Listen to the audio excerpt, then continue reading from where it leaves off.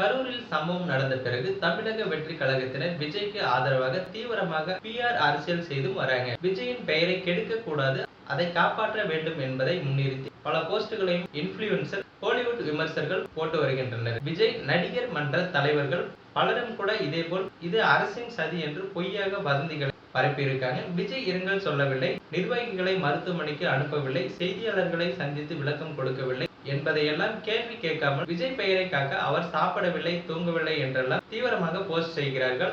ஆனால் இன்று சென்னை உயர்நீதிமன்றம் மதுரை பெஞ்சில் நடந்த விசாரணையில் கோர்ட் கடுமையான உத்தரவுகளை விஜய்க்கு எதிராக தமிழக வெற்றி கழக கட்சிக்கு எதிராகவும் உத்தரவிட்டிருக்கு.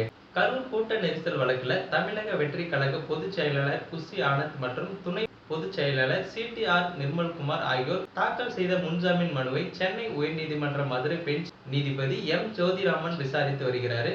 விஜய்க்கு வைத்த சில நிபந்தனைகள் பாத்தீங்கன்னா, கரூர் நிகழ்ச்சிக்கு தலைமை தாங்கியவருக்கு தலைமை பண்பே இல்லை, விஜய்க்கு தலைமை பண்பும் இல்லை, விஜய் தொண்டர்கள் ரசிகர்கள் மக்களை கைவிட்டு பொறுப்பற்ற முறையில் வெளியேற்றியுள்ளார். அதே போல விஜய் பிரச்சார ஏற்பாட்டாளர்கள் மீது கருணை காட்டாதீர்கள், வழக்கு பதிவு செய்ய நீதிமன்றம் வேடிக்கை பார்க்காது என்று நீதிபதிகளும் உத்தரவிட்டிருக்காங்க. தமிழக அரசு ஆதவ் அர்ஜுனா டெலீட் செய்யப்பட்ட போஸ்ட்களை காட்டிய நிலையில் நீதிபதிகள் உத்தரவு பிறப்பித்திருக்காங்க.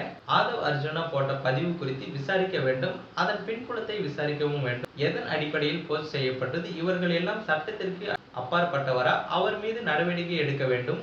கரூரில் 41 பேர் உயிரிழந்த சம்பவம் மனிதனால் உருவாக்கப்பட்ட பேரழிவு, சட்டத்திற்கு முன் அனைவரும் சமம். எனவே இந்த சம்பவத்தில் அரசு அமைதியாக இருக்கக்கூடாது, சட்டப்பூர்வமாக அவர் மீது ஆக்ஷன் எடுங்கள். ஏன் கருணை காட்டுகிறீர்கள், அவர் மீது ஆக்ஷன் எடுங்கள். ஒரு சின்ன வார்த்தை பெரிய பிரச்சனை ஏற்படுத்திவிடும். நீதிமன்றம் அனைத்தையும் பார்த்து கொண்டு இருக்காது, தேவையான நேரங்களில் தேவையான நடவடிக்கைகள் எடுங்கள். நடிகர் விஜய் பயணித்த பேருந்து மோதி விபத்து ஏற்பட்டதாக வீடியோக்களும் வெளியாகி இருக்கு. இது சம்பந்தமாக வழக்கு பதிவு செய்யப்பட்டதால் நீதிமன்றம் கண்மூடி வேடிக்கை பார்க்க முடியாது. இவர்கள் மீது நடவடிக்கை எடுக்க நீதிமன்ற உத்தரவிற்காக காத்திருக்காதீர்கள், நீங்கள் நடவடிக்கை எடுங்கள்.